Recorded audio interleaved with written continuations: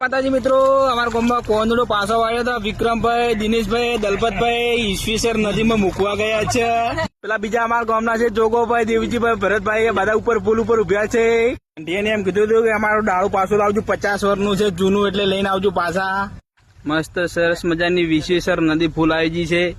તારીખ 27/8/2024. સરસ મજાનું પાણી ચાલી રહ્યું છે. આ કાન મહારાજ ને મસ્ત મજાનો દીવો કરવાનો છે.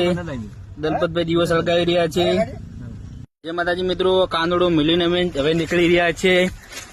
આ દિનેશભાઈ અમારે લાકડું 50 વર્ષ જૂનું હતું એરો લઈને જઈ રહ્યા છે. નદી ફૂલ ચાલી રહી છે આજના દિવસે, કાંદોડાના બીજા દિવસે.